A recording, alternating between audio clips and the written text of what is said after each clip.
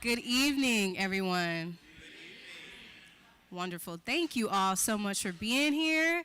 As I always say, it is really such a pleasure and honor to see y'all here in this space. My name is Afeni Grace. I am the Public Programs Manager for the Harvey B. Gantt Center. Thank you, thank you. And tonight, you're in for a treat. We have kind of a special program. So to give you a little bit of background, in partnership with the Levine Museum of the New South, shout out to Patrick over here, who you'll also hear from in just a moment. We have this amazing exhibition from the Smithsonian called Men of Change, Power, Triumph, and Truth. And this features incredible Black men in this country who have impacted our world in various ways. And so you are joining us tonight for the first of what we're calling Community of Change. So these Community of Change conversations, the foundation of these conversations are you. So our community are the foundation of these conversations, in that you will be required to speak from start to finish. Yes. So your voice is the reason why we are here today. And so we'll get into kind of some ground setting and rules of engagement. But what I am requesting from you is that you be as open and honest and as respectful as possible. That is why we're having these conversations, because it is in conversations like this that we plant seeds and that we make change, right? So that's what we're calling this program, Community of Change. And so without further ado, I want to introduce our three co-facilitators, but I want to give Patrick from the Levine Museum of the New South just an opportunity and a moment to share about our partnership.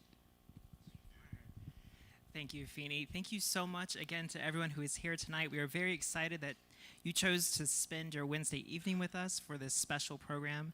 The Levine Museum of the New South is very excited to work in collaboration and cooperation with the Gantt Center, and we're very proud of the Men of Change exhibit that is split both between this space and our space, which, if you are not aware, is just down the street at 401 South Tryon. So if you haven't seen that exhibit in our space or in this space, please spend some time, come and visit us. It's completely free to come into our space. And again, just thank you so much for coming and for adding your voice to this conversation. And we were really excited to present these opportunities through this program series for everyone to come out and have their voice heard. And be on the lookout, as this is not the last. The Levine and the Gantt will be working together at least until March, and hopefully much longer after that.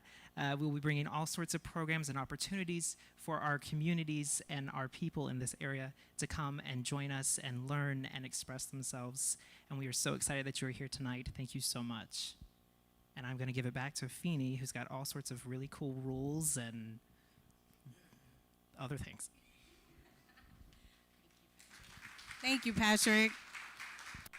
Okay, so really quick, I just want to introduce our three co-facilitators.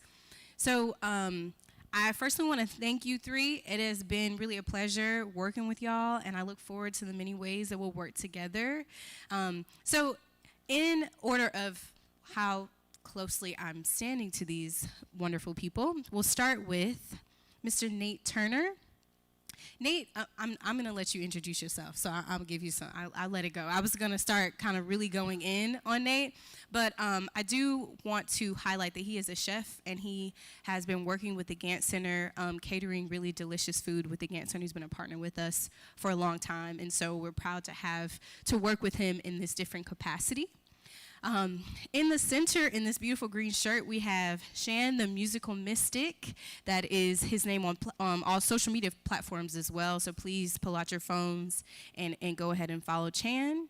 And then last but not least is our head facilitator for tonight, Jermaine Nakia Lee. I do want to mention that Jermaine procured and secured these two incredible gentlemen and has really taken the lead on this program. And so he's put a lot of love, as have Chan and Nate, into this program. And so I really thank you, Jermaine. And I'm going to turn it over to you, sir. Thank you so much.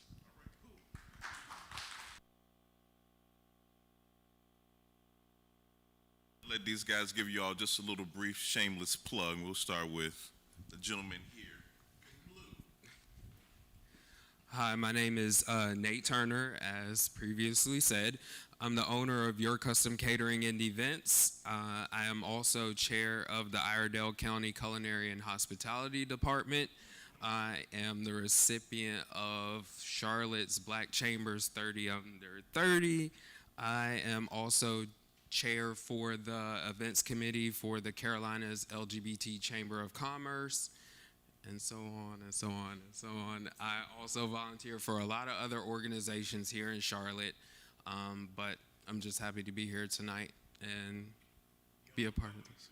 Yeah, Your Custom Catering and Events. Good evening, everyone. Oh, yeah, clap for Nate. Before I introduce myself, do me a favor and just take a deep sigh of relief. Just do that again for me, please. Just, it's okay. We're here together. And we're going to have this conversation so you can engage with us and we're going to engage with you. I am Chandler Robinson, also known as Chan the Musical Mystic on all platforms. I am right now an educator at a public school in South Carolina. I am a professional musician and play with various different recording artists. I own Pure Dove Spiritual Gifts, which is a metaphysical community built around love and spirituality. And we do a lot of community events geared around spirituality. We also have different resources like readings, spiritual readings, yoga, meditation. And so I'm the facilitator of that as well. And I think that's all about me right now. All right. Yeah. I wanted to give my brothers an opportunity to flex a little bit because it's not often that we see brothers who are same-sex attracted, who identify as bi, trans, or gay in this light. And so I wanted to give them an opportunity to do that. I'm a flex too, how about that? So my name is Jermaine Nakia Lee. This is a wonderful full circle moment for me. I've been with the Gantt Center. I'm a performing artist. I'm a director and producer, and most recently a filmmaker. But I've been with the Gantt Center pretty much my whole creative career here in Charlotte. And when the Gantt Center was still on 7th Street, how many of you have been in Charlotte that long? When they were the Afro-American Cultural Center. And so I've been able to grow with them throughout this whole period, and that's just been wonderful for me and a continued growth. And I'm of Caribbean descent, and it's not a stereotype that we have a lot of jobs. So I'm just going to mention one of them because it's relative because of an event that's happening starting on Friday. So I'm the education director for Brand New Share Productions. Brand New Share Productions is Charlotte's only African-American repertory theater. That means we're the only theater house in town that is doing a whole full season of theater that is showcased in African American culture. So that's Brand New Sheriff, and we have a brand new show called Be a Lion. It's a sequel to the musical The Wiz. It'll be at the Booth Playhouse this Friday at 8 p.m. and also Saturday at 2 p.m. and 8 p.m. again. Is that enough of a flex? All right. We're going to keep it moving. All right. So we're here, and we want to discuss why we are here. If we can move the slide, please. And we want to set some context for the conversation. So I'm going to hand it over to Nate just to talk about the word intersectionality. Does anyone have an idea what that word means before we get started? All right. So you can pick on some of these people who have their hands up. Raise your hands again. Let's start with you.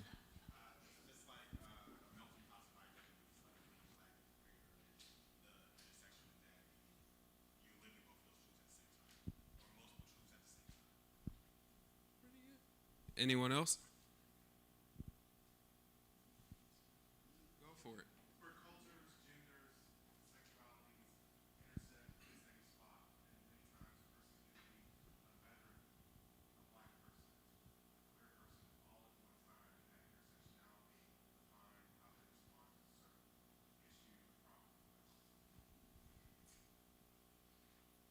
Studying the dictionary. Okay, so I will read the Webster's version. So, it is the categorization for conceptualizing a person, a group of people, or social problem as affected by a number of discriminations and disadvantages. You got a mic right here. Give me my mic back. All right. So next question: What this acronym LGBTQIA? I'm a part of the LGBTQIA community, and I know there are many of us in the community that don't know what this acronym is for. So, does anybody here?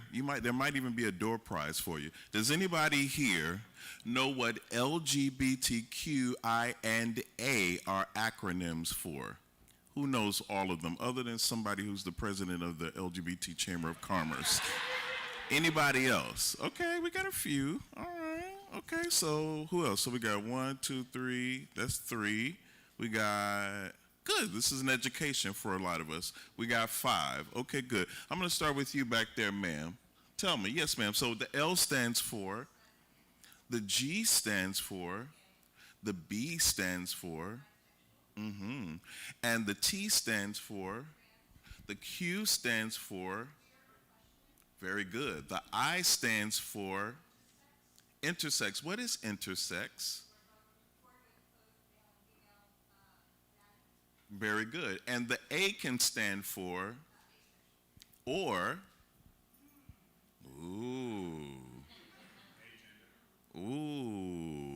asexual. What is asexual? What's the meaning of asexual? We don't want to assume everyone knows that.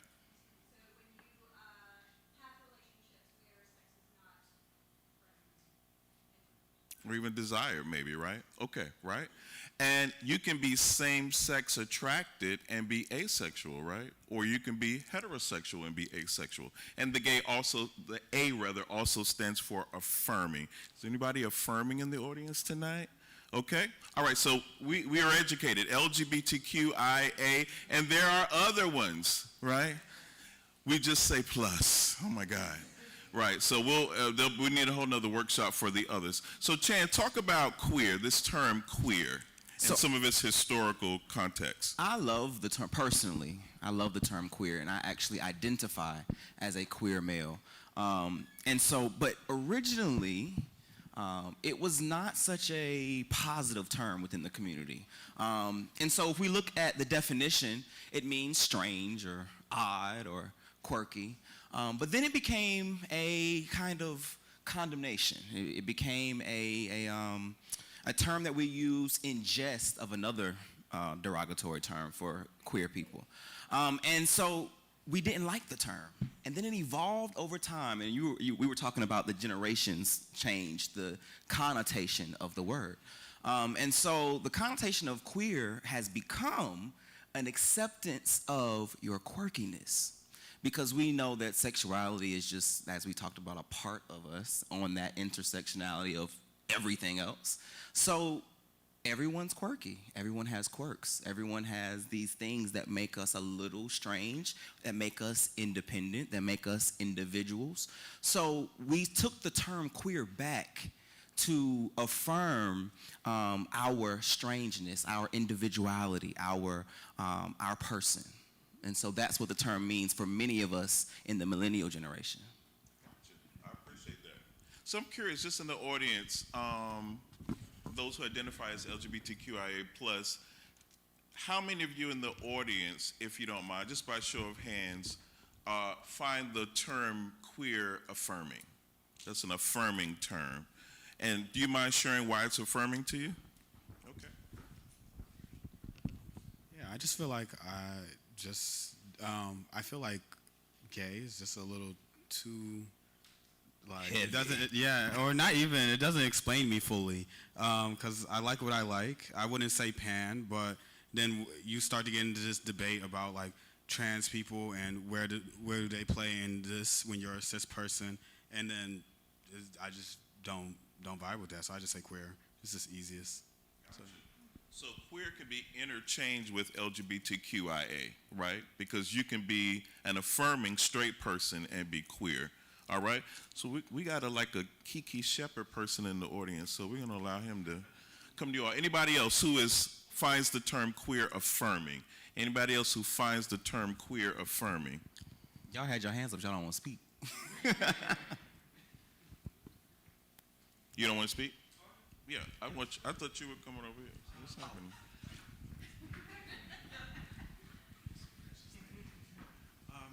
For me, I think the term queer, it can be better encompassing about, for instance, queer could explain, body, the physicality, if you are, trans, but it could also explain, like the soul in a certain way. It's both body and soul, to quote Anita Baker. So it's like queer could be all of that or a part of it, whatever you choose to identify with. I receive that. Anybody else? The term is affirming for you. Anybody else? For somebody else, who's uncomfortable with the term? I'm uncomfortable with the term. I'm older than these guys. They're in their 30s. I'm in my 40s. It's interesting. For me, and I know this is like a PG-13 conversation, by the way, and we want to say hey to our virtual audience, too. What's up? What's up, YouTube? We appreciate you all logging in. We appreciate you so much, and we have some special engagements for you a little later. But for me, like, it would be like us repurposing faggot, just straight up for me, right? So tell me, and I know that's generational, right? Talk to me about what queer means to you. So again, if I go back years ago, if someone said I was queer, it was just like saying the word punk. It was offensive to me to hear that term. Understood. Anybody else have some conflict with the word? So for me, over Yes, here, ma'am. pretty much the same as what he said, and you're probably right. It's a generational thing. Like, I'm a little bit older, and so for me, that would be like almost a slur, to say that to someone. So that's not something I would do. But I have been hearing it spoken, more recently. So that's why this is interesting to me, to kind of hear how the word has evolved, and what's the correct language that we should be using now. Sure. Yeah. But I certainly respect that a generation has decided to repurpose something that once was used to hurt us, right? I think we can all say that there's another word, we don't have to say it, but there's another word that we as a people have changed and evolved to have a different connotation. So it's just the part of, language arts. That's the beauty of it. Yeah. For the sake of language, if someone asked me if I was queer, I would say yes. For the sake of conversation, we don't have to get all into it. But when I talk to my children about how I want to identify, interesting, the fellas and I were talking about this earlier. The fellas and I were talking about this earlier that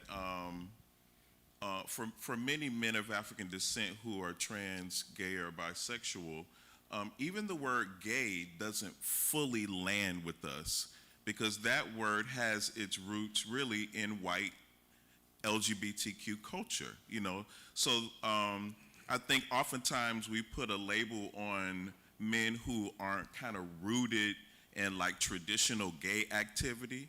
Like I'm one of the founders of Charlotte Black Pride, but straight up, if I wasn't, I probably wouldn't go to any of the events. Is that on camera? Oh my God. but straight up, because I'm not necessarily personally interested in those kind of events. Now, I put them on because my community is, and I want them to be affirmed, and I want them to have safe places to go. But I'd rather be at a bowling alley, or I'd rather be at the theater, right? So a lot of things that are quote-unquote gay, many men of color, Latin men, Asian men, black men, men of African descent, aren't fully rooted in those activities, and then we say those men are DL oftentimes. Now, there's a such thing as DL, but there is a difference, and man, we could talk about this all day long. Yeah. But we want to talk about some of the amazing men that are featured in the Men of Change exhibit. How many of you have seen the exhibit, either here or at the Levine, our partner? Okay, all right, so Chan, you want to talk about, who are we talking about first? We're going to talk about James Baldwin. Raise your Okay. hand if you're familiar. Awesome. I'm not going to stand up here before you long then. But I do have a short video for those who may not be familiar.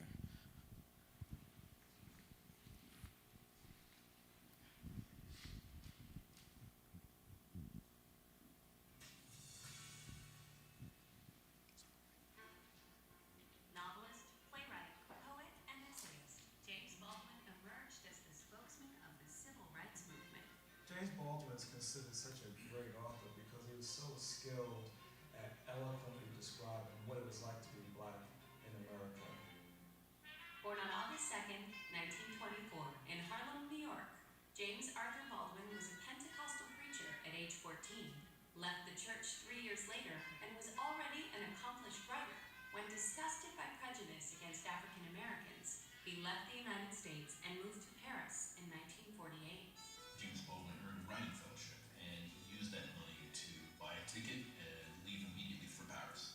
He left in part because he felt he couldn't write freely or honestly in America, and perhaps more particularly, he couldn't write freely or honestly from the ghetto. In Europe, Baldwin completed Go Tell It on the Mountain, one of modern library's 100 best English language novels of the 20th century.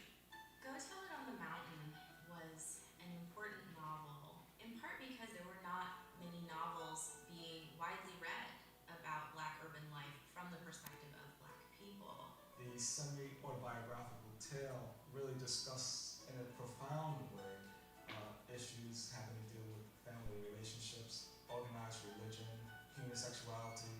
It was certainly one of the finest books published in America. In 1958, he wrote Giovanni's Room, a controversial novel that featured only white characters and explicit homoerotic content. Giovanni's Room is one of the first novels in American literature to tackle the issue of homosexuality. When he published that novel, that was a daring thing to do. That was a taboo topic. Baldwin's book, The Fire Next Time, published in 1963, discussed the uneasy relationship between Christianity and the black Muslim movement within the civil rights movement, and landed him on the cover of Time magazine. In 1963, he may well have been the most powerful, most compelling, and most widely recognized literary voice in terms of his essays, in terms of his relatively popular fiction. He was the voice that was calling Americans' attention to the prejudice and the racism that persisted in society. It was the year of Dr. King's historic speech, the March on Washington. Everybody read The Fire Next Time. It was an angry outcry at the racism going on in the United States and the burgeoning civil rights movement. With the assassination of major civil rights leaders like Malcolm X and Martin Luther King, Baldwin returned to Europe, where he lived most of his adult life and continued to reflect the racial upheaval of America through his work. In addition to novels and essays, James Baldwin was a playwright. He wrote criticism. He even published some film criticism. He was what you might call a creative journalist. He looked into the Atlanta child murders late in his career and wrote a series of powerful essays about those. As a resident of France, Baldwin was given that country's highest honor, Commander of the Legion of Honor. He died from stomach cancer on November 30th, 1987, in Saint-Paul-de-Vence, France, and was buried in Harlem, New York. His writings had an enormous impact on American society. He reflected the times and remains a powerful source for an understanding of a vital period of our national history, the civil rights movement, the most important moral crusade of the late 20th century. So when we hear about James Baldwin, the first, sorry, scared me. The first thing we always hear is writer. He wrote things. He had a lot to say. But he was so much more than just a writer. He did so much more than just put words on paper. I dare say the biggest word for me, and this is the part where we tell them what they mean to us. The biggest thing for me is he was a revolutionary. He was an intellectual that allowed his thoughts to become words that inspired other people. He allowed his intellect to shape his perspectives, and he would give that back to other people to make them challenge their own perspectives. So he was way more than just a writer. He was a revolutionary that challenged us to think. And he just so happened to be same-sex loving. And that always gets tossed under the rug in a lot of educational debates or a lot of historical commentary. They didn't spend much time talking about it, but I dare say that because of his experience as a same-sex loving man, that shaped his perspective on the things that he wrote about. We see it with Giovanni's Room. And so that shaped some of the greats that we follow.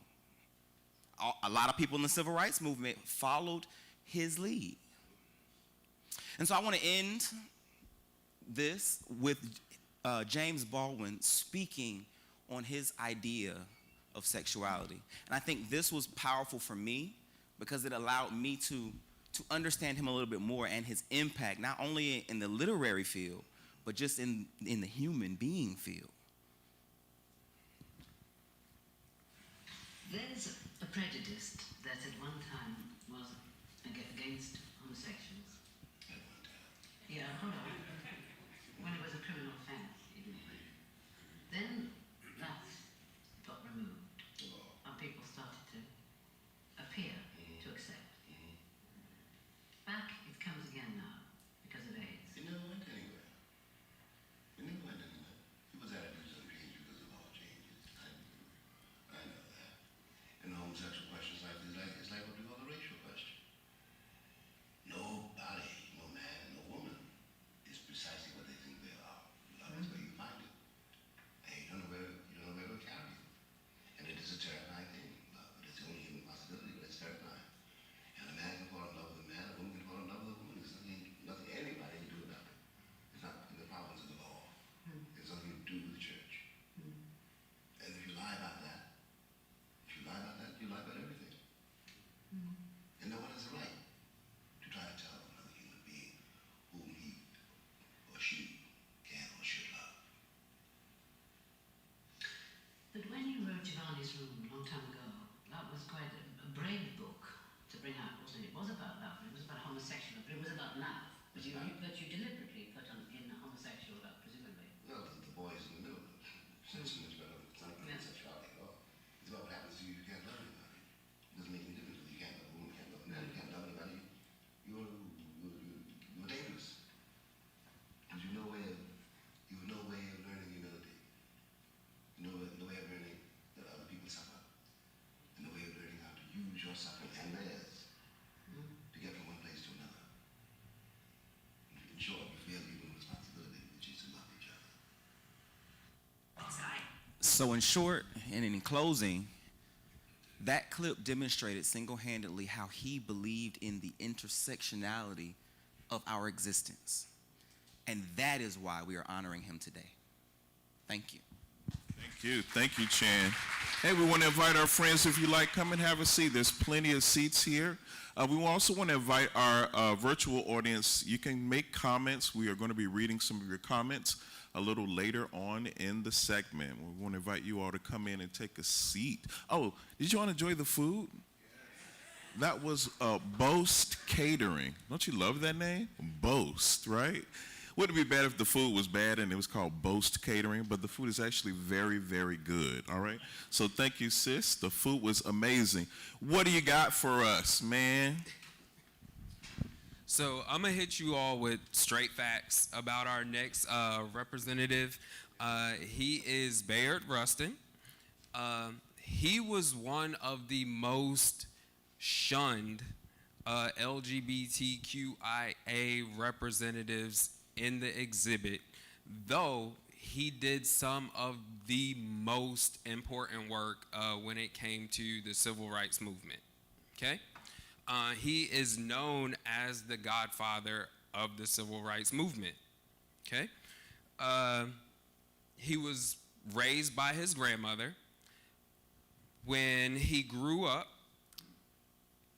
he had to find out that his own mother was not his sister, as he was originally told. And that tends to reach a lot of the individuals in our own community, because we often grow up in certain situations in which we aren't told, or come to find out later, who certain individuals, our aunt, our cousin, our uncle, we come to find out who they really are later on in life. And so that had a very big influence on how he was raised, how he grew up, and what he had to go through. He was raised by his grandmother, who was Quaker. And so for those who know or don't know about that, it's a more strict, more subdued way of living. And so when he partnered with Martin Luther King, he is the one that instilled the nonviolent way of demonstration and living and trying to get your point across when going out into the world and trying to get things done. So growing up, he also, his grandmother was part of the National Association for the Advancement of Colored People, and with her having those close ties with the organization, people like W.E. Du Bois and Mary McLeod Bethune often came into his home as a child. And so he grew up in an environment where he was able to learn that knowledge and be surrounded by people with views, worldly views, and knowledge of other things where in certain situations people don't have access to that knowledge. During World War II, he was also locked up for being a conscientious objector. And from then on, he also was arrested again during CORE, the Journey of Reconciliation, which was an objection against the Supreme Court's rulings barring segregation in interstate travel. The protest led to the model for the Freedom Rides of 1961. In the years to follow, he was instrumental in Montgomery bus boycott. He also started the Southern Christian Leadership Conference, the Prayer Pilgrimage for Freedom, and the youth marches that integrated schools. Thank you. Men of Change, Bayard Rustin and James Baldwin. Bayard is like literally like one of my heroes. So is the next person. Yeah. So is the next person that we're about to feature, Alvin Ailey, for obvious reasons. But another fun fact about Bayard Rustin is, so J. Edgar Hoover, who was, over the FBI during that time. I can't believe they named buildings after this guy, because he was like the mafia, like straight up. But J. Edgar Hoover, they're going to come get me in the middle of the night for saying this. J. Edgar Hoover, right, set Dr. King up, right, when he was traveling with a mistress, right? He didn't set him up, but he set him up, if you know what I mean. So this was a mistress, and they paid her to seduce him. She seduces Dr. King. She audio records it, right? The FBI sends that to Coretta Scott King. Why did they do that? They were trying to destroy the civil rights movement from within. Because they thought if they destroyed this man and destroyed his family, the whole thing would implode. But let me tell you about Coretta Scott King. She understood the assignment, right? This is why Dr. King wasn't at the Pettus Bridge when they got beat up, because he was home reconciling with his wife. And Coretta said, "You're wrong, but we're going to get through this, and you're going to keep marching." The other thing that they did, this is the other thing that the FBI did under this same man's leadership, is that they started to set rumors out about Dr. King and about Bayard Rustin, that they had a sexual relationship, which was not true. He was literally a friend of the family. He was actually Coretta's professor at one time. He lived in their home at one time, like he was a real friend of the family. So if there was any idea, Coretta Scott has said as much, but if there's any idea that Dr. King would have been an advocate for LGBTQ rights, it's all in this relationship right here. But this man, Bayard Rustin, became the silent partner in the civil rights movement. Literally, if he saw cameras, sometimes he would cloak himself, literally have on toboggans, and like he became the silent partner, but he literally was the godfather of the civil rights movement. Every African American owes their freedom in part to Bayard Rustin, period, with a T. All right? Alvin Ailey. Let's see the video, Jocelyn.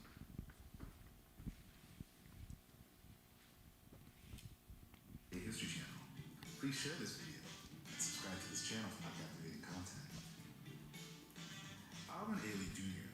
was an American dancer, director, and choreographer, and activist who founded the world-renowned Alvin Ailey American Dance Theater in 1958. Ailey would fall in love with the art of dance in his teen years during the 1940s after witnessing his first ballet, and would eventually begin to dance in high school and college.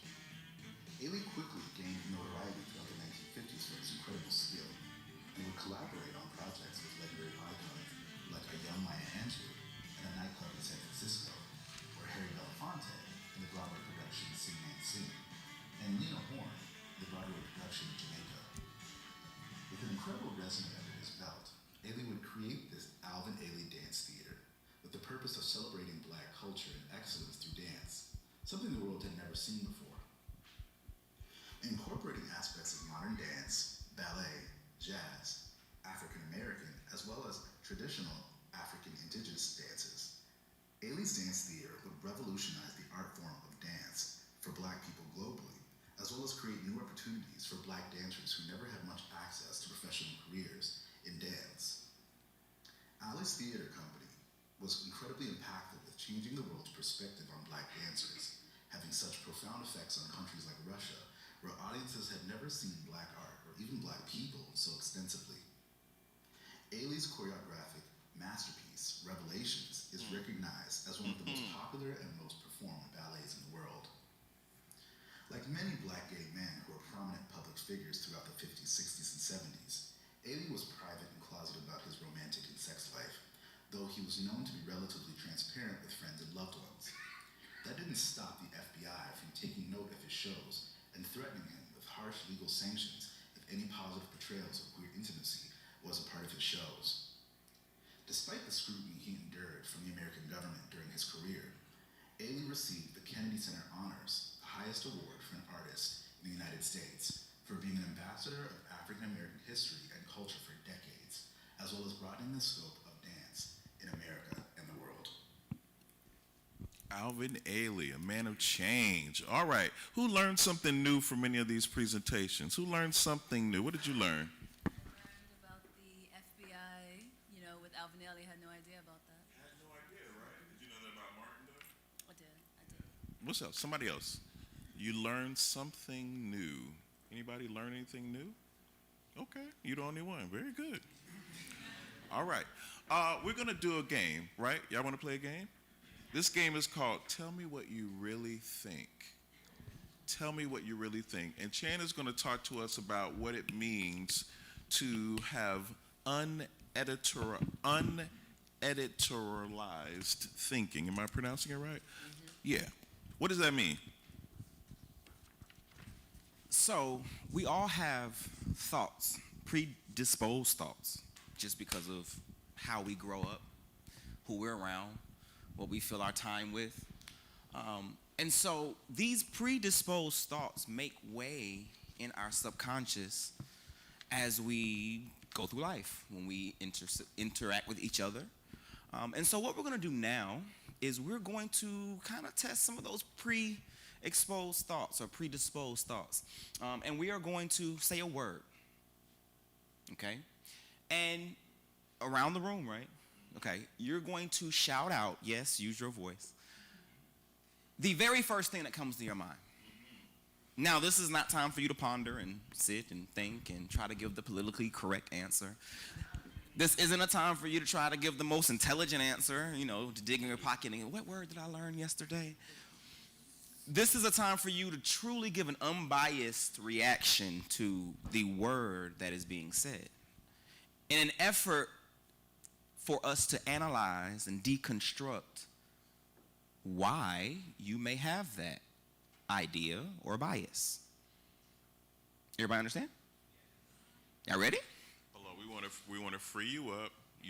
Whatever you say may be judgmental. It may not be politically correct. It may be racist. It may be classist or any of the isms, right? It's okay. Just say it, okay? And we're going to participate too, right? So if I say some crazy shit, it's all right. First word. So the first word is men. And if you don't say anything, you're going to be voluntold, okay? Keep going. Strong. Dominant. Loud. Dangerous. Aggressive. Prideful. Positive. Wouldn't have been my first word, but entitled. Me. Privileged. Broken. Emotional. Alpha. Powerful. Mansplaining. Endangered. Endangered. Thoughtful. Partner. Okay.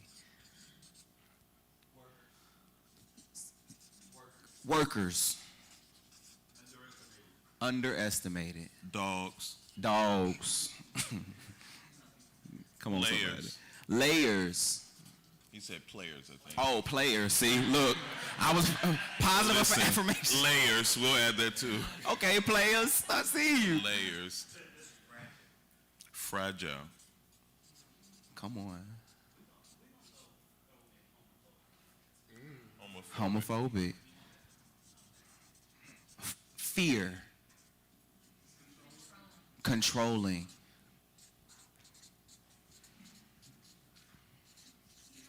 Beautiful. Beautiful, secretive. Beautiful. Secretive. What you got? Homosexual. Misunderstood. Caring. Sexy. Sexy.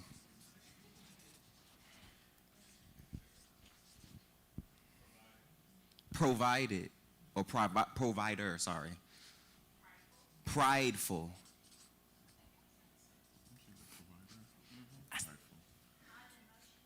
Unemotional. Yeah.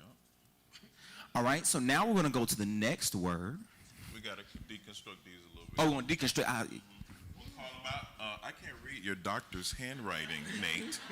So you go ahead and you read that. So I have dominant, aggressive, entitled, privileged, powerful, mansplaining, workers, underestimated, homophobic, fear, secretive, misunderstood, provider, and unemotional.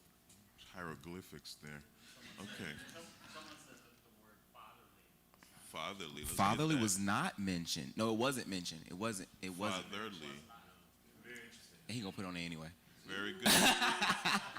So just from that side of the list, like any takeaways? Well, Yes, sir. I would say that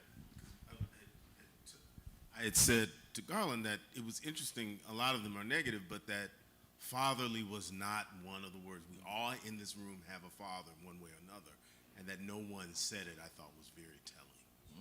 That What does that tell? Yeah. Let's deconstruct that. Yeah. Because I just don't think if we do women, that motherly would not be one of the words. It just is not. So what does that tell? That, in your opinion? That's just not part of how we sometimes see men, and our relationships with our fathers are sometimes very, very complicated. Has to do with the audience also. We were in a different audience, and a father would come up very quickly. What audience do you think fatherly would come up quickly in? We were sitting in church.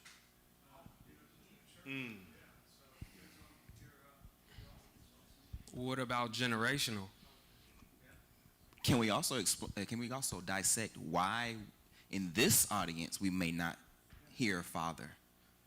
I think that matters a lot in these spaces. I think probably some of that stems from a relationship, especially in the queer conversation, the relationship that the male child had with their father, or possibly had. Absolutely. It's good. You guys, when they give you the mics, please use them. I think they go to the video, so please use the mics if they hand you one. Yeah. Yes. I think like when it comes to the media and storytelling, like when we think about like black stories, black stories as it relates to like queer identity, we see if there's a black man that does have a child, it's typically with a white man, you know, and there's never really like a same-sex black male couple that like typically has like a child. We never seen it, you know, and so Representation. I think, yeah, in this space, I think like how often I don't think I have a friend who is queer that has a kid, so something to think about. Thank you. Thank you. Other side of your list, red, fearful, controlling, prideful, strong, loud, dangerous, positive. Someone said me, broken, alpha, endangered, partner, workers, dogs. Prideful came up a lot. It's 1, 2, 3, 4, 5, 6 times. Players, layers, fragile, beautiful, and homosexual. All right. We're going to volley it. Who's next? Oh, you're next. Me. I got it. So the next word is African American / black men.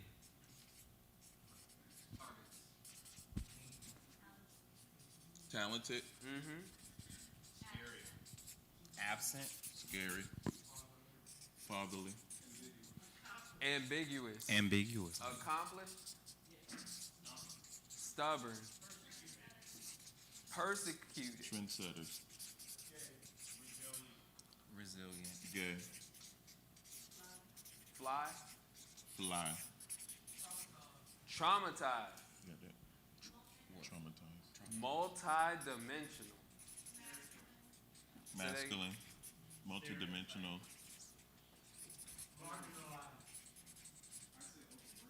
Overworked. Pause. Pause. Industrious.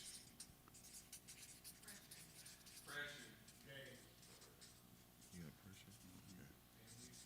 Family.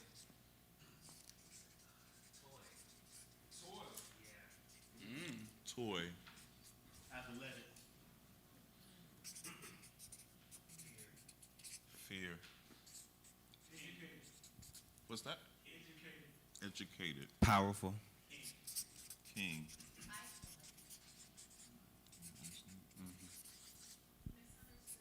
Misunderstood. Sad. Jesus. Huh? Jesus. I said that. Jesus.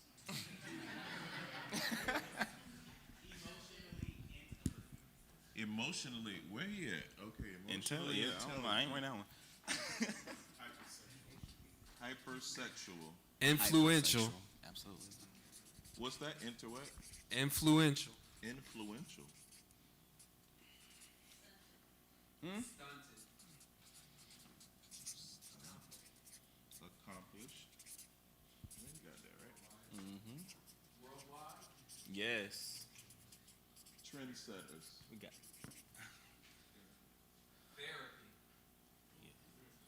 therapy. Why y'all said Complimentary.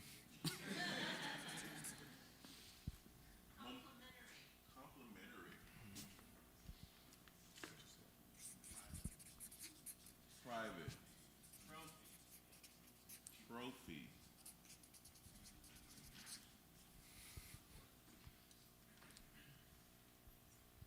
Nigger.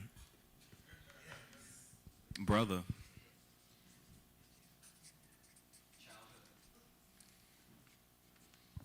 Provider. All right, I think that's all we have room for.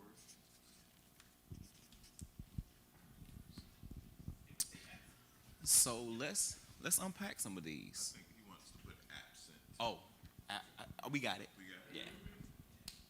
Let's unpack some of these. I see targets. That was one of the first ones that somebody said. Targets, trophy, resilient, brother, ambiguous, pressure, persecuted, gay, therapy, trauma, masculine, multidimensional, family, marginalized, kind, overworked, powerful, athletic, king, toys, sad, stunted, isolated, accomplished, worldwide, complimentary, trophy, provider, hypersexual, nigga, fly, talent. Oh, I'm going into yours. Is that okay?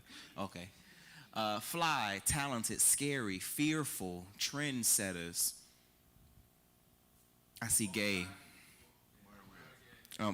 Multidimensional, gay. I say that twice for a reason. Misunderstood and family. And King was down there. King, yeah. All right, let's unpack.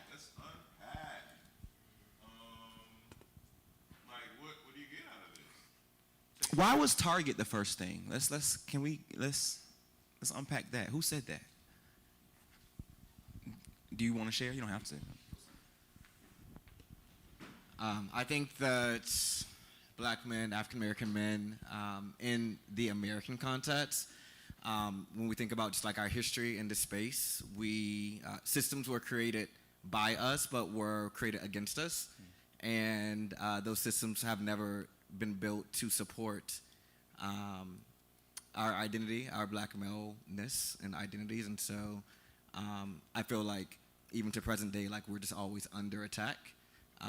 And yeah, I think back to a spoken word piece that says like our black boys are seen as problems before they're seen as solutions to the problems or something of the sort, right? So like my second word was childhood, and I just go back to like how are our boys seen, and those boys deserve to grow up and become men, and how are those men, like how do those boys grow up and how do they get treated as black men living and trying to navigate America. Thank you. I'm curious, so what would a society look like that supported black men? Because I'm sure there are people who are thinking, well, damn, you got your emancipation, you got your civil rights movement, Biden Got your gave TV y'all a little bit shows. of stimulus, like, damn, like, what you want? So what would that look like? What would it look like? Anyone. Wakanda.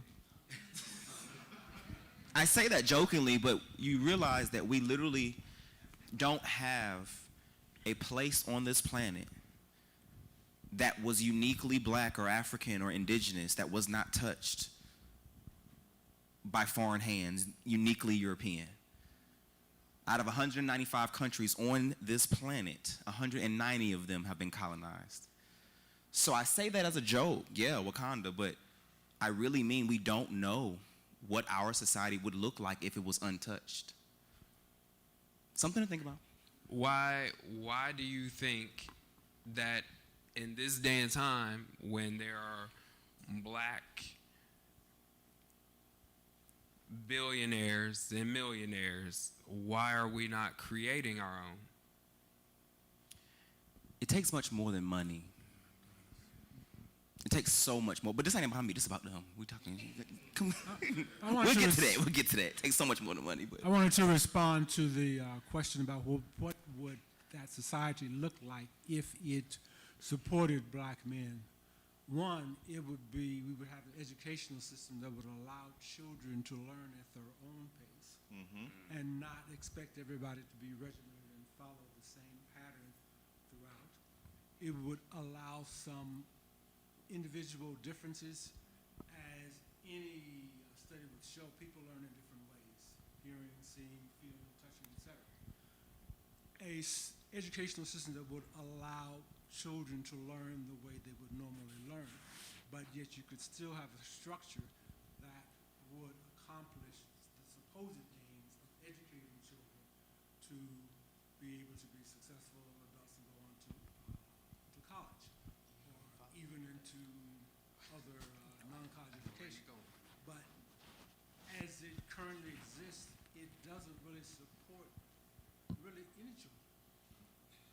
So like a cultural competent educational system that supports As an varying, educator, like I'm a kinesthetic agree. learner, right? I gotta be up on my feet. Like I learn like this, right? If I'm just sitting and there's got to be activity for me. So these are educators, so they understand, right? You gonna follow up or you want me to follow up? Mine is. I agree. I concur. First and foremost, we as a society believe that standards are more important than individual and the individual's understanding. And so I agree. Education is the key to elevation, no matter where you are. And I'm not even talking about one set of education. I'm not talking about one doctrine of education. I'm literally talking about the accumulation of knowledge is key to elevate any people, anybody. And so I agree with that. Cool. Now we might only have time for one more. We actually have a lot more of these to do, and we can unpack all night long. But I gotta go home. All right, we got one more. Is it my turn? Yeah. Which one is it? Let me see. Oh, that's a good one. Okay, let's do that. All right, you guys are gonna scribe.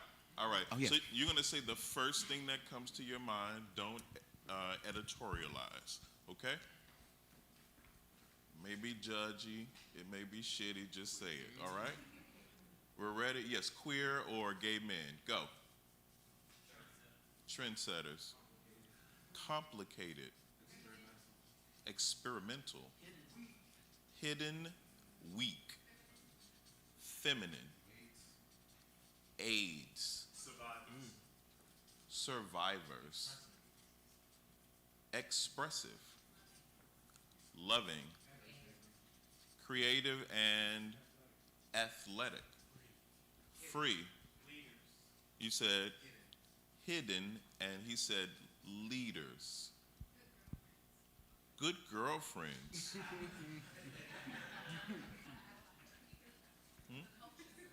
The culture. Queens. Queens. Gay. Open. Innovators and fierce. DL. Manicured. Sharp. Secretive. Fun. Entertainment. Powerful. Comedian. Fluid. Artistic. Daring. Emotionally in touch. Daring. Someone said strong. There's a word I'm looking for. Intuitive. That's it. Thank you. Intuitive. Like real, literally. Huh? What was that? Sympathetic. Appropriated. Ooh. Suppressed. Twins. Oh. Appropriated, suppressed. Anything else? Anything else? Gay man. I have a gay man twin. Oh, okay, cool. All right. I remember my twin. I tried to drown him. Yeah. Rich. Enough. Thank you. All right, a few more. Shady. Insecure. Mean, insecure spokespeople. Nene Leaks. That's right. Nene Leaks. She's the appropriation queen. Insecure. I said that, I think, yes. You can just put a underline under that. All right, anything else? Going once, going twice? Yes, yes, yes. Bold. Fancy. Fantasy. Dick. Okay. All right. Hypersexual. All right, so we can read them all. We'll read yours first, Nate. I think only you can read it.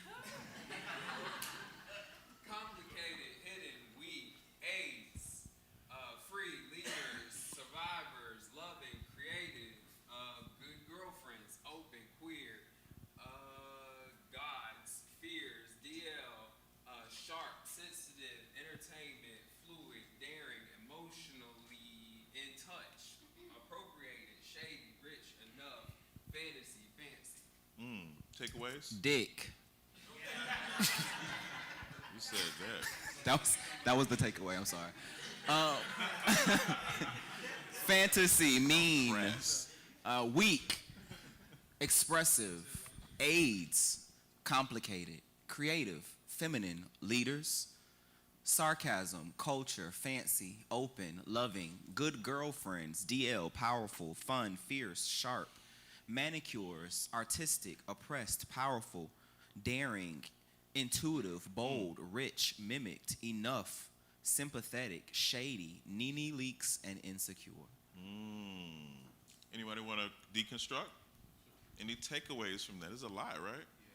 Yeah. Was it leaning positive or leaning negative? It was in the kind of in the center, right? Right. That's interesting. Yes. Like, of course, it's no disrespect, but I feel like it's too much of a positive lean because there's good and bad in everything, you know. So it's too, you know, pretty. Like when you went out there and said dick, you know, you're like keeping it real. Like that's part of it. It's not like that's positive or negative. That's pretty in the middle. But like, yeah. It's like it's deep, and I feel like these are really, really nice. But I think about the issues that we may have, or the issues that we have, like within other races, like with homosexuality. Yeah, it's like racism. It's just racism within that. So like I feel like we're talking positive on our community, but I'm sure we've all had some negative experiences, you know, with some of the white gays. Like, it doesn't have to be negative, but it can be a nasty experience that you have, you know? So, yeah. What other issues do gay men face, queer men in society? So there's Oppression. And they all experience that oppression. But then you have your own, you know, in the community. Yeah. Yeah. Straight up, you know, like just personally talking about my experience, I'm from Miami, Florida. And of course, Miami is a, you know, very affluent LGBTQ community. I don't remember ever being called a nigger until I moved here, and it was by a white gay man when we established Charlotte Black Pride. I still have all the hate mail that was sent to me from white gay leaders who are still around, leading organizations and stuff, who said that what we were doing was reverse racism, and why did we need to have a black pride? And I was like, because I'm black and I'm gay and I exist. And there's a such thing as black culture, right? And why not? Why not have an Asian pride and a Latin pride? Like, why not, right? It's all culture. What we're doing tonight is about culture. It used to be the African American Culture Center, but it's the Harvey B. Gantt Center for African American Art and Culture, right? So it's about African culture and then African American culture, and then within that sect, there are all these other sects of our culture. And we're here just to learn about our culture. That's what this experience is. But yeah, the brother is right. For a lot of us who are Southern and queer or gay or bi or trans and of African descent, a lot of the racism that we face is mostly from the LGBT community. It's a whole nother workshop. All right. So some of the other things that we were going to uneditorialize were the terms black gay man, black transgender men, and black bisexual men. Afeni, we'll have to do a part 2 for that. All right, we're going to move on to our next activity. So we're going to divide you up in groups. If you'll do me a favor, and each of you will find a place on the perimeter of the wall real quick. Back there. Be careful of the camera there. If you break it, you buy it. I don't like it. Thank you all so much for your participation. Thank you to the Levine for your continued partnership. Be sure to check out the other side of the exhibit. Those of us in our virtual audience, we're about to read your comments in just a moment. All right, so we want to invite you all who are home.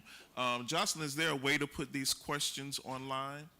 We'll let you all figure that out. But we have 5 questions. So we're going to divide this group that's here in person in groups of 8. And each of them are going to have these 5 hot topic questions. And they're going to discuss these questions.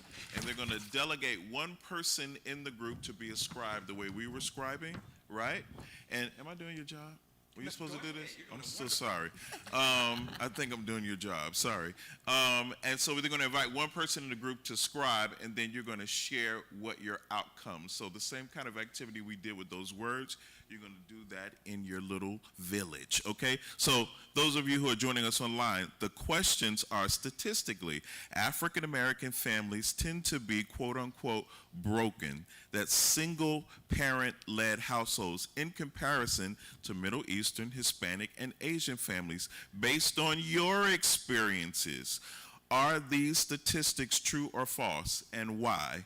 Also, do you believe single-parent-led families have an impact on a child's sexual orientation? Question 2, there has been much debate in the African-American community as to which one is more disgraceful, interracial romance or being LGBTQ. What is your experience with the comparison of these topics? Number 3, how have your religious views shaped your perspective on masculinity, femininity, and sexuality? Number 4, do you believe a gay agenda exists and is actively at work in American society? What is the difference between agenda and representation, if any? And lastly, imagine every black, gay, bi, trans person suddenly and permanently disappeared from the face of the earth. Would that disappearance impact your life positively or negatively in any way? All right, if you all help me count it out, we're going to count 1, 2, 3, 4, 5, 6, 7, 8, just like you're in elementary school, and then you're going to go to your prospective table. All right? You start on that end. You start on that. Is that how we can do it? All right. All right, you all at home, follow us along. I'm going to get these questions up for you as well, and we'll be able to get your feedback as well before we wrap up tonight. Very excited you joined us. 7, 8. While you're on the website, make a donation to the Harvey B. Gantt Center for African American Art and Culture. $5.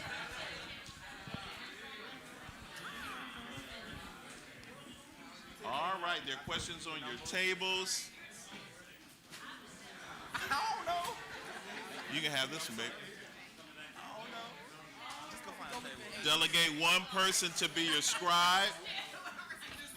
There are pens in the middle of the table. Everyone is welcome to take notes.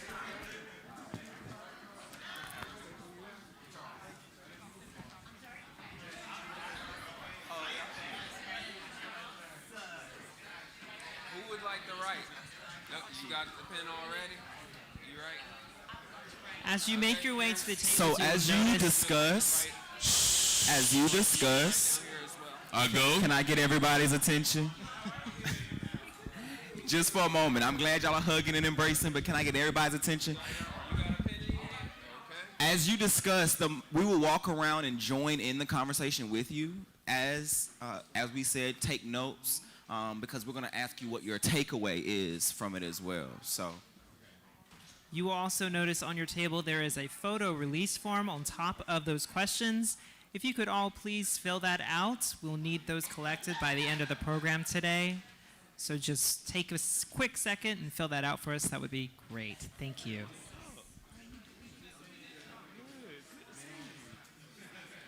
Your locks look so great.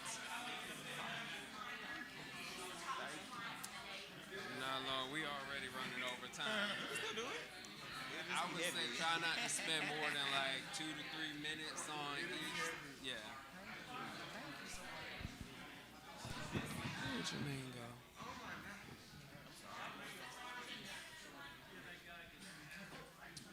There's a photo. Okay. If you can't get to all of them, you can jump around if you want to. I'll check it out.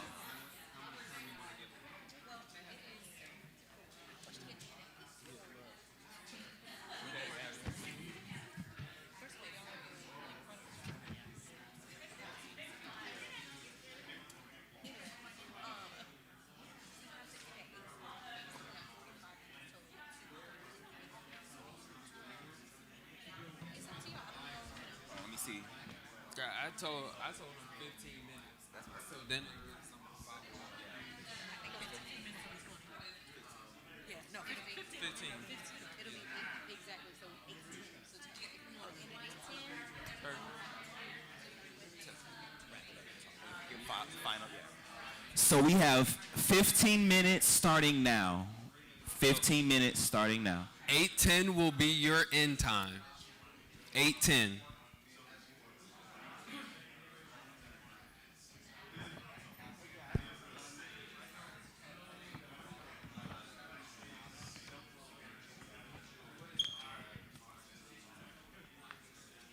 Was that you? Somebody was trying to get in? You have to do all of them, right?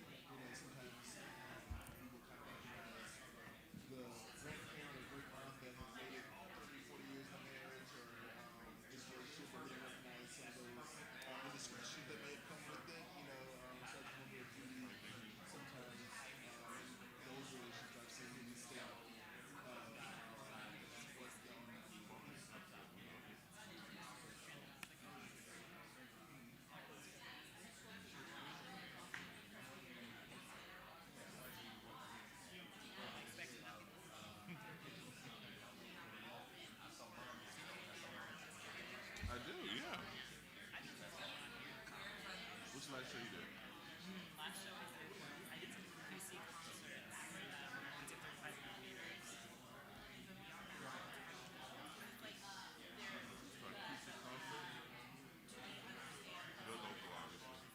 What show was it? It was 35 millimeters, like that musical tablet.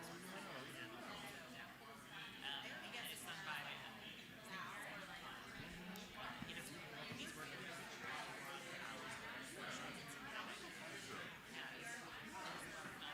I did stuff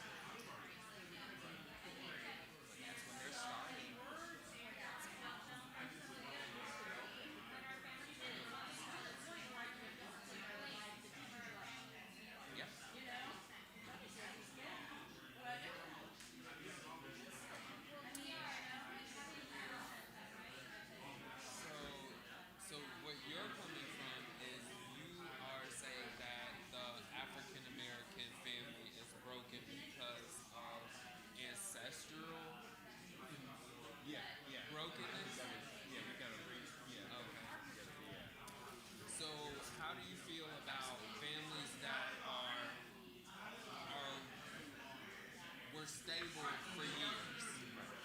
Let's say they left the plantation, created a whole family together, built wealth together, but now in the modern era are broke.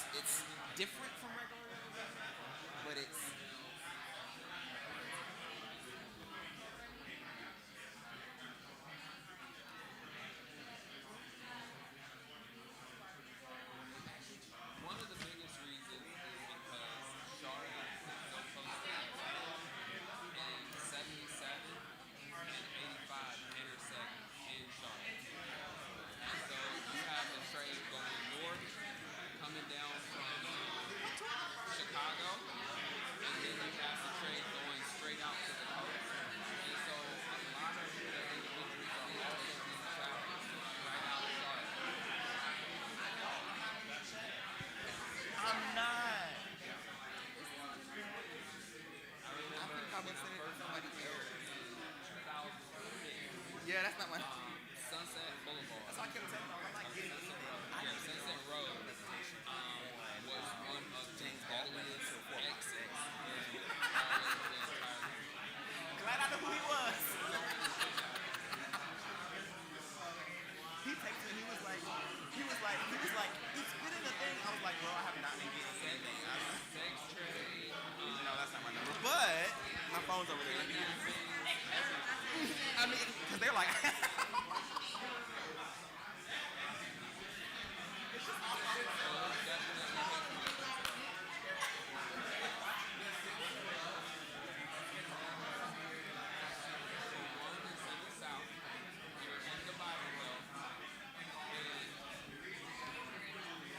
So, when you put a southern demographic with new money and an increased population at a rapid change, those individuals with new money mixed with people with old money or no money. Yeah, okay, cool. That marker bled all over me. Look. We were right in. This is so much fun. And we did. Like, to walk around and have good conversations coming from people who don't even know each other.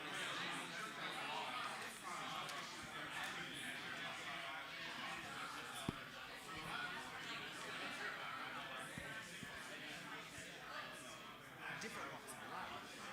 Right. It's different religions.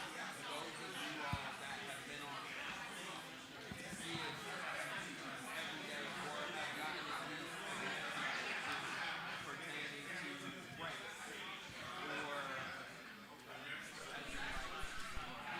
so say there's a gay dating at your conference and you send an individual a message. There have been instances, matter of fact, during COVID last year, before everything started ending, one of my very good friends reached out to an individual on a gay dating app, and he was a white guy, a nurse, contacted a black guy. The black guy came. All right, you guys. If I could get everyone's attention, just go ahead and finish up that last thought.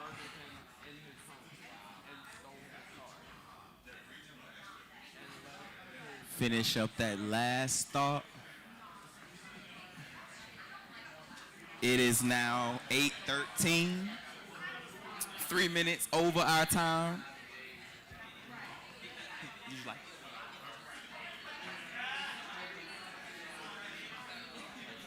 All day, every day.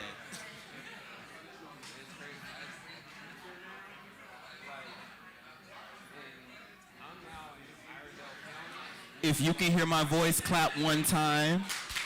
If you can hear my voice, clap 2 times. I didn't want to do that because I do it all day, every day. But it got your attention, so we're going to turn it back. It really works. All right, did you all have a riveting discussion? Yes, okay, well, I know you all designated one person to be your scribe and to share. So should we like just go in order, like table number 1? Yeah. What's that? Table number 1. Table number 1. So we can, on time, let's give probably the biggest point. And then if we have time, we can go back around and give some more. Yeah, because I know most of you didn't get to all 5 questions. They were big questions intentionally. Yeah. So whichever one, they were big. Whichever right? question you want to tackle. Yeah.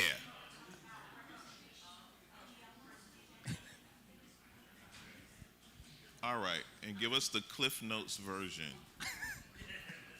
Do they still have Cliff Notes? Mess it up.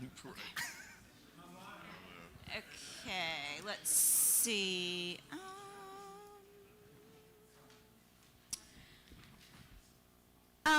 We ended on question 4, the question of gay agenda, agenda versus representation. And so what we were saying was, and I feel like this was pretty much a consensus, there's agenda in quotation marks that gets used, that's weaponized, that's used when there's talk about, as we know, the Don't Say Gay law in Florida, grooming and recruitment. But we talked about how if there's an oppressed group, you do need an agenda, but it's not the agenda in quotation marks. You need a plan. You need to be able to organize and have representation and get better equality and rights for people. So agenda as inclusivity, not recruitment, not the way that people weaponize it. You need representation to be inclusive. We can get out of cloud. Table 2. Good evening, everyone. My name is Chris. I'm going to sit with number 5. Imagine every black, gay, bi, trans men suddenly and permanently disappear from the face of this earth. Would that disappearance impact your life positively or negatively in any way? Unanimously around our table, it was negatively, but the key thing that I got from this question is that this is happening. It may not be as sudden as this question suggests, but it happens often. And as Nate described, Charlotte is one of the deadliest, or not, it is the deadliest city for black trans identifying female. Absolutely. And I insert that how many black men who did not have the courage or confidence or space to come out that we've missed. You know, I mean, people that we get to celebrate tonight, but how many people that we don't know who created many beautiful, powerful things that we can see ourselves in that we just never got to because of a myriad of reasons. Thank you. Thank you. Table 3. Hi, I'm Shelley, and we had a great discussion. We spent a lot of time on number 1, but I think number 2 was an interesting conversation. So the difference between the interracial relationships and the LGBTQ. And one of the big topics that came out in that discussion for us was, where are you from? You know, what is it regional?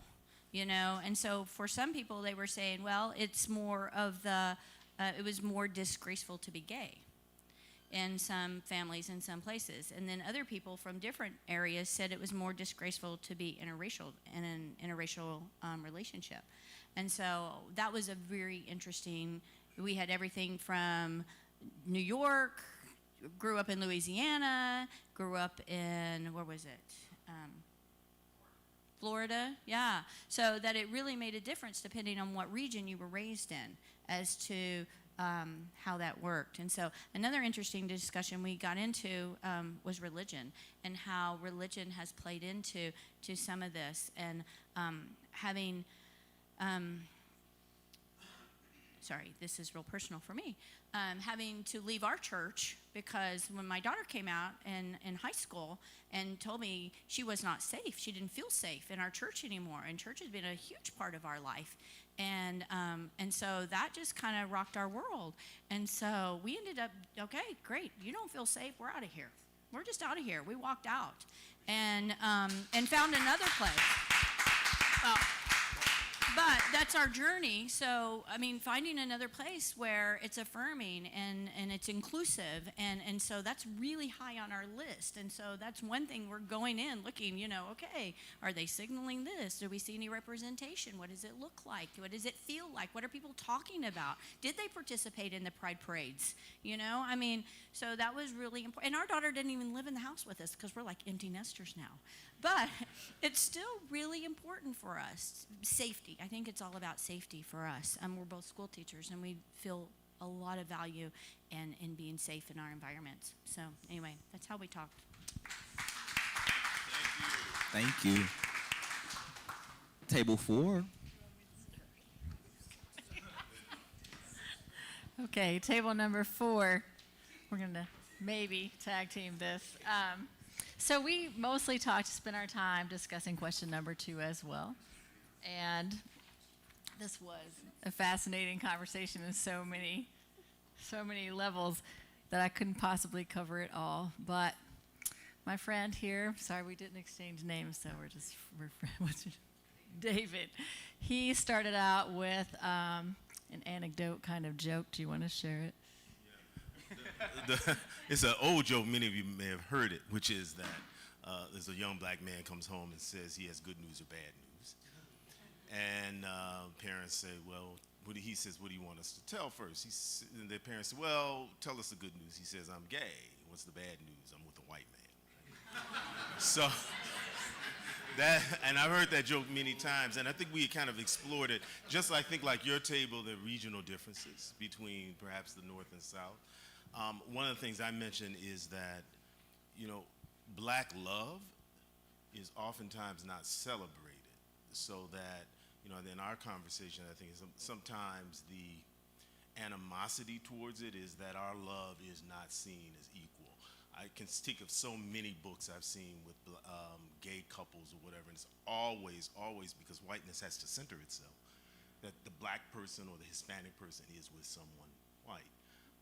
And I think that that's kind of an issue. We talked about also famous people, somebody like Wanda Sykes, we mentioned Don Lemon, Robin Roberts, Billy Porter, all of them having white partners. So it was an interesting conversation around that. One thing we didn't talk about, though, is, and when we say interracial, of course, that could be somebody black with somebody Hispanic or Asian or whatever. So that's what we didn't mention that. So those were conversations. And then the conversation also led into religion. And we talked about, yes, I think we all would agree, particularly, well, whether one is the North or South, that religion has a profound influence. I think somebody mentioned that you had to you learned one thing and then later had to, was it relearn? Unlearn and relearn, right? And I think that's a very common thing for us within the church. We talked also about how and I made the kind of the joke, I said, I don't know about the South, but up north, you know, you can't go into a black church without the choir director being gay, half the tenors and basses, and then, you know, the deacons or whatever, and everybody affirmed that's the same down south. And so there's that hypocrisy with an interesting thing about the church, whereas the black people give enormous amount of talent, particularly gay men, but the church is not accepting of it. In my church up in Chicago, we actually had a gay ministry, but my partner and I could not marry in the sanctuary of the church. A minister would come to our home and marry us, but we could not marry in the sanctuary of the church. So even progressive black churches, for example, still are not quite there. So it was an interesting conversation. Did I miss anything? Thank you.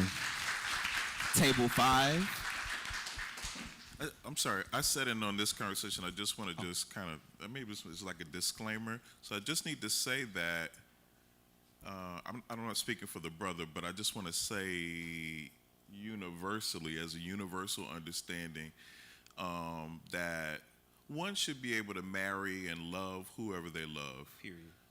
Whomever they love, regardless of their race. I think what the brother is saying and what the discussion was at the table is about representation. Like, we just don't see black on black LGBT love represented, and we know it exists, right? Because they're all around us.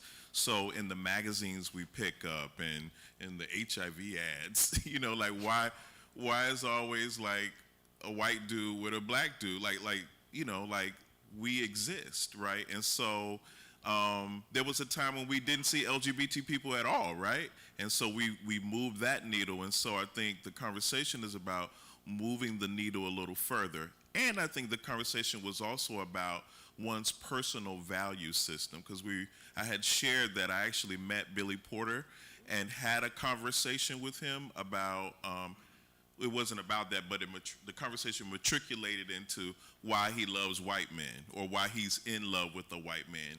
And he talked about the trauma that he experienced. He's done this publicly, from the black community, and that he never was able to really get rooted in the black LGBT community because they saw him as this little lily white, black on the outside, Broadway singing faggot. That's how the community saw him. So his community in Cleveland. So he never got rooted. So he found community in the white community. And that's his story. So the value system is what's more important to you, right? To wait until you find a black man that accepts you, or love the one you're with who loves you. Like, and it's not my choice, but I think it's an individual choice, and that's a whole nother conversation, right? All right. Table 5. Hi, my name is Tahari. Our group talked mostly about the question that was about broken homes, single-family led homes, and is that considered broken? We felt as a group that the term broken is not synonymous with the single-parent home, basically because there's Say it factors again that one more aren't. time. Say it again. Oh, broken is not synonymous with the single-parent home. A lot of us come from single-parent homes, parent in single households. We felt that the statistics don't really highlight co-parenting, the just general ways that we parent. There's no real rule book for it, so people do it really differently, and those nuances really aren't taken into consideration statistically. And we felt that systemically, when we took it back to programs that were put in place where black men couldn't be in the home in order for a family to receive services.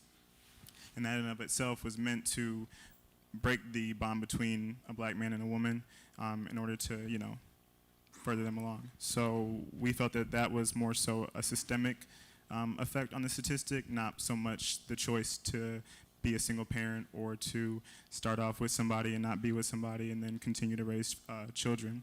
I think that makes the majority of sense. Did I cover everything? Okay, yeah, that's it. Thank you. Table 6. All right. Is it on? Okay. Hello, everyone. My name is Ken.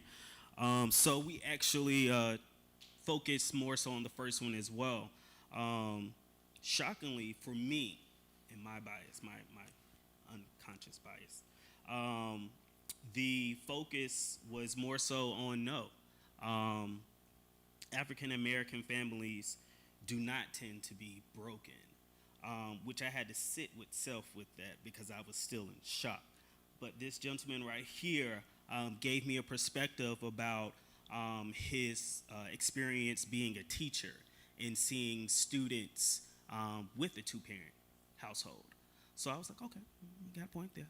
And then this gentleman here, you spoke about your two-parent household as well, which I felt as though I had to make sure that the privilege was acknowledged. And I say privilege to piggyback on what you were talking about as far as systemically black men being targeted to make sure that the family is weakened. Let's just say that much. So I had to agree that, yes, African American families tend to be broken. One thing that did come up was the fact that the term, the meaning broken, is much deeper than what this is asking. So that's what I initially thought about, not meaning it was just a one-parent household. It was broken because, again, systemically, black men are erased from the family. So, of course, that household is now broken emotionally, So then we started to talk about the nuances of family. And that it takes a village, which is true. Come on. You're going to have a single mother, but then you're also going to have grandmother right there beside you to pick up where she is lacking, not purposefully, but because she is lacking, you're going to have that support of the grandmother, the cousin, the uncle, the lady that lived upstairs that didn't have to go to work, so she watched the kids when you were at work, type of situation. So I understood where you were coming from when it says it took a village, which is absolutely correct. Mentioned something about the culture of parenting. To tie that back in again, it doesn't take two people who actually birthed the child to raise the child. We're going to leave it right there. All right. I think something that I want to add, only because it was pertinent to several of the conversations that I walked around, is the family model has always been evolving.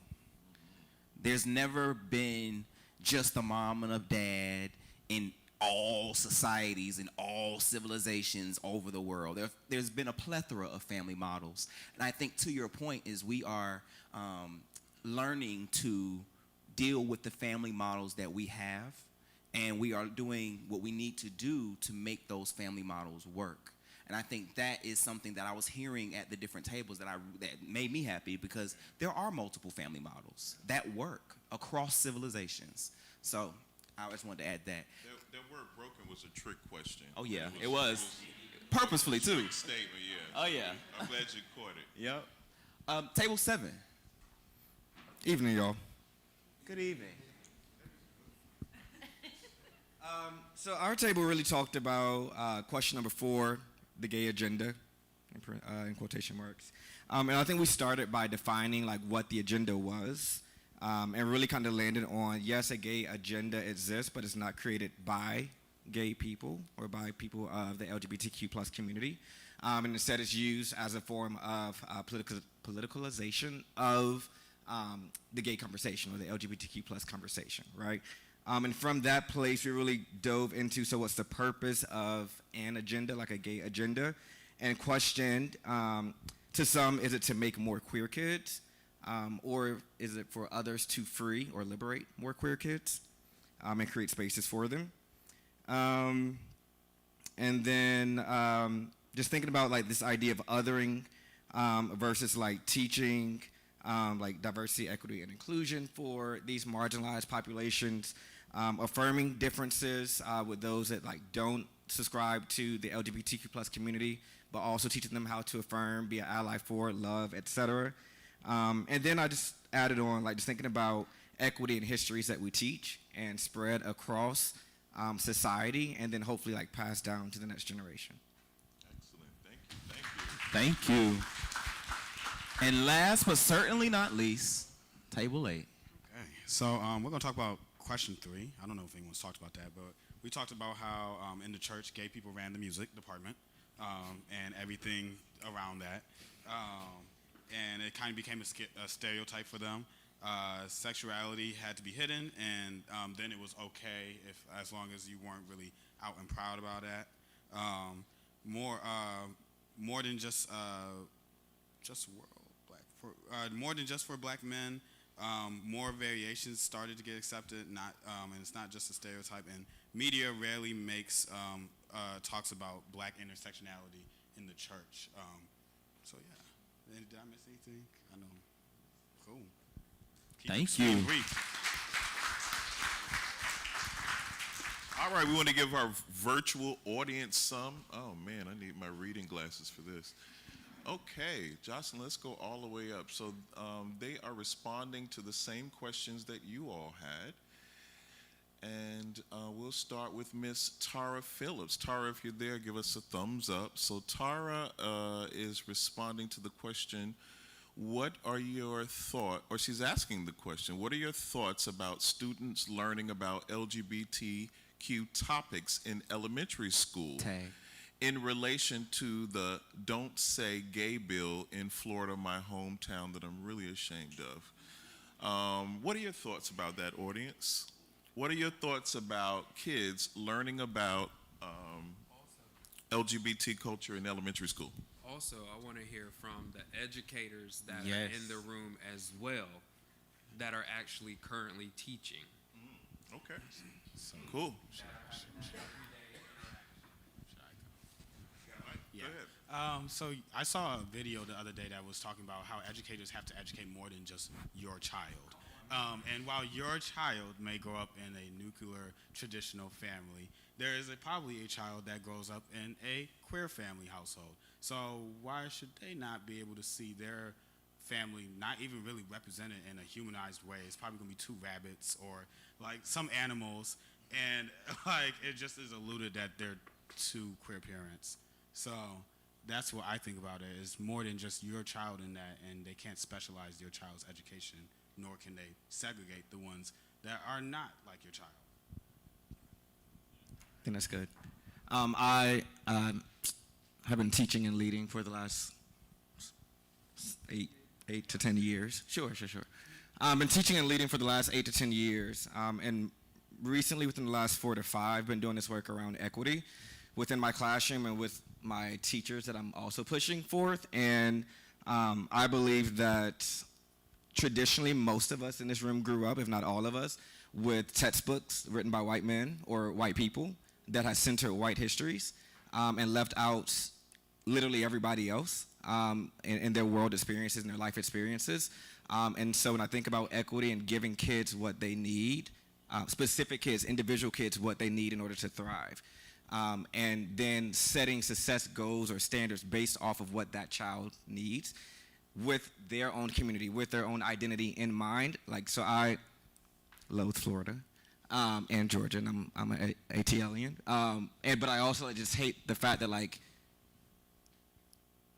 kids and identities or people and identities is under attack, because, like, I want to free kids and allow them the opportunity to be their best selves in any space, but we can't do that until we get comfortable, our allies, our straight allies, as well as our queer, community as well, in doing this work consistently, daily, through multiple means. Thank you. Yeah. All right. Yeah, I've been a teacher for 20 plus years. There you go. Considering whether I want to continue next year. I mean, it's a real debate right now. And we had that discussion here. I think it's more and more that verbiage is giving us language to express and talk about it, which is really important because more and more kids are beginning to talk about it. And like you were saying earlier, families are looking very different now. And I think that's important to recognize, especially as an educator. I think as a teacher for myself, the most important thing for a student in my classroom is to feel safe, to feel loved, and to feel like they matter. And so my role as a teacher is to make sure that that student feels safe, feels loved, and that they matter, and giving them the voice. They really need their voice. And so, while these are strategies that we're teaching students right now, I really don't think that I feel safe as an educator teaching about this. I mean, we are not open. And I teach in a rural school, and I don't know if it's any different. I've spent most of my time teaching in urban areas where you didn't talk about it at all. I mean, I was telling here, I didn't even know what gay was until I was in college. I mean, really, I didn't even know. And so I sometimes feel inequipped with that, but I was listening to a podcast this morning. It's funny you said that, from a librarian, a school librarian. And the librarians are really taking the flag and working on that. And so I'm really proud of our librarians, because libraries and books and teaching and things like that, they're all under attack. I mean, they really are. And so it's our librarians who are on the front lines right now, because they're opening up their libraries as a place of safety, as a place of acceptance, as a place to be yourself. And so I want to say her name's Casey Bell. She was voted as National Librarian of the Year, and so who is really, anyway, more power to the librarians, definitely. But I think it's a conversation that is very important to create that safe space, but I don't think it's open yet. I don't think I mean, this is my personal opinion. It's tough. There are books that, oh gosh, this is being filmed, right? I sat in a meeting today where we had to read through all of the poems in our next lesson to make sure that they were appropriate for school, for our students. And that was really hard. One of the poems was by Langston Hughes, and that was really hard. Yeah. Exactly, 100%. I am totally with you. And it would just kill me to hear the conversation somewhat. Well, number one, it's really dry and boring, and fifth graders, I don't think they're going to get it anyway, but it's an important conversation to have. It's important to have that language. And so, yeah, I as a school teacher, I really don't feel safe saying that, but I do feel very strongly about making sure my child in my classroom feels safe and loved and that they matter. And so I think that's at least where we can start. I appreciate that. Thank you so much. Hey, can I make a comment? Sure. Is mic on? Yeah, it's on. Hey guys, we're in a catch-22 when it comes to our educational system. I'm 68 years old, and we've been having this debate regarding how we educate our kids for as long as I can remember. The problem is when you turn your children over to the system to educate them, you have to be willing to accept what the system decides to teach them. One of the challenges is America's a vast country. We've got different communities and different perceptions on what's appropriate, what's inappropriate. Like you were talking about, some of the poems that you were going over that you probably, I got the impression that you feel are not appropriate for a child, but then, but then on the other hand, there's somebody who might consider it to be inappropriate.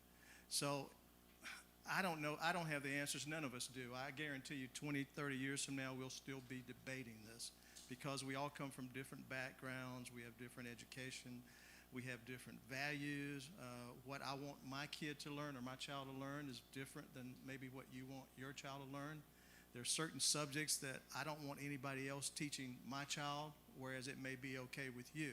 So we have to reach a point and understand that this debate's going to be going on for a long time.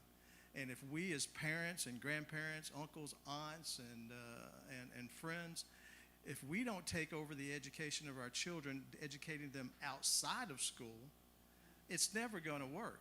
It's never going to work. And we live in this community. I was talking to somebody the other day about being an African American in this day and time. And just think about this. We have children in our community, black children, who live in an interracial neighborhood. They go to an interracial school. Their social activities are interracial. And they now go to interracial churches.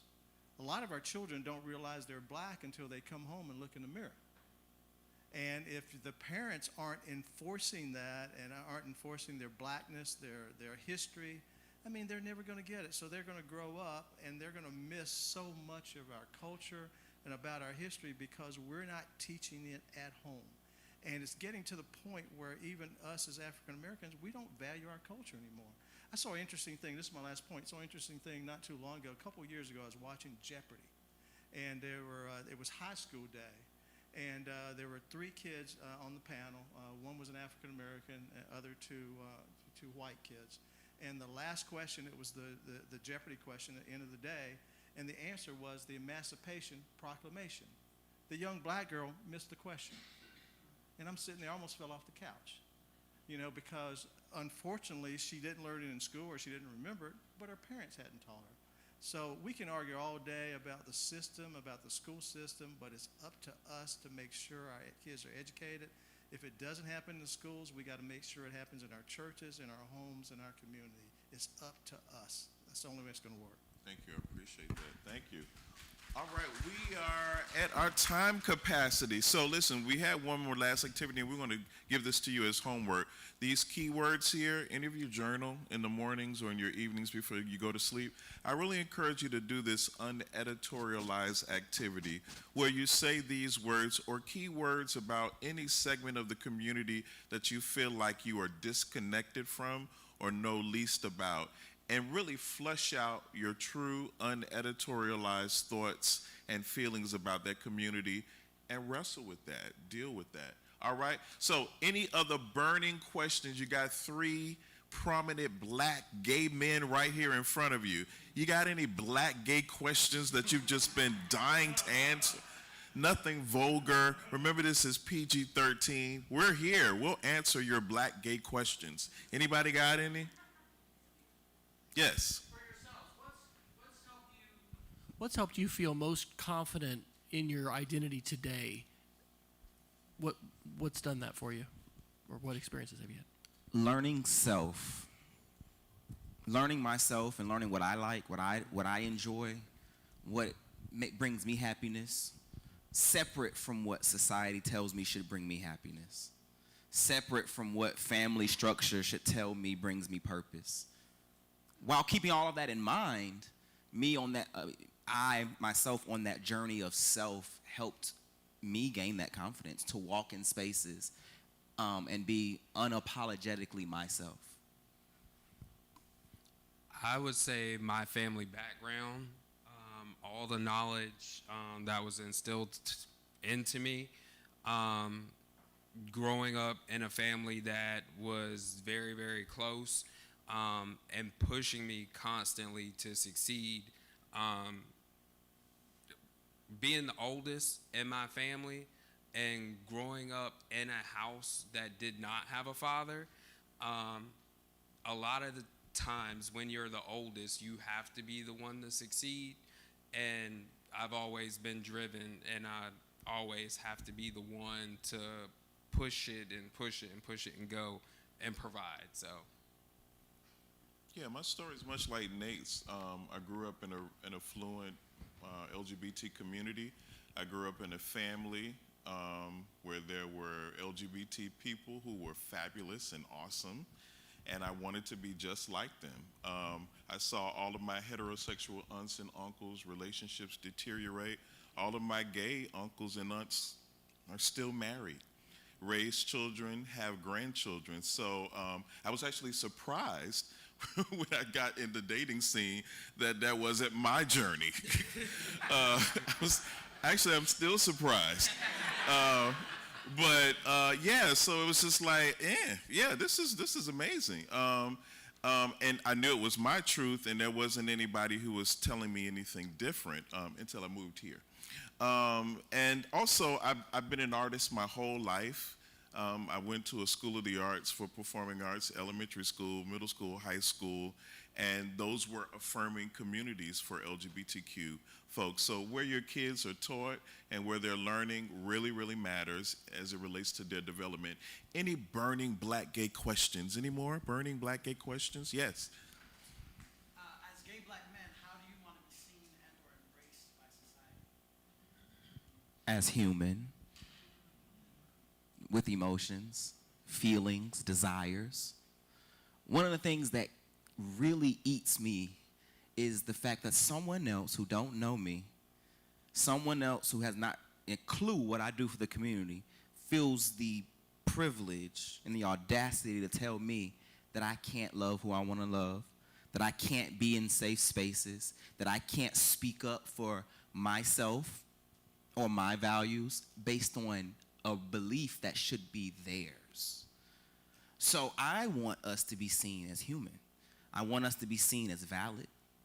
I want us to be seen as equal, not broken, not diseased, not mentally unstable. And that's why these conversations are important. These conversations are important because we push the envelope on what intersectionality really means and what it means for us. Because not too long ago, there were laws that kept us from even having these conversations. There were laws in place that kept us from truly being who we needed to be, who we wanted to be, who we wanted to love. And so, to answer your question, I want to be seen as human with the same rights, with the same appreciation for life that anybody else gets. I want to be seen as me and not used. And I say that as just like many of you groups talked about the church and how gay black individuals can constantly work and perform and do so much in the church, but you can't get married in the church. You can't do this in the church. You can't reach a certain level in the church because you're LGBTQIA plus blah, blah, blah, blah, blah. I want to be seen as me and not used. And I want to be able to reach the same successes and same levels and aspire to be whatever I want to be without being judged and from that platform. I shaded that. Thank you so much, Thank you so much, Harvey B. Gantt Center for African American Art and Culture. Thank you so much to the Levine Museum of the New South. You all have a good night. Be blessed. Thank you, thank you. Thank you to our virtual audience. Thank you, thank you. Make a donation. I see you. Make a donation.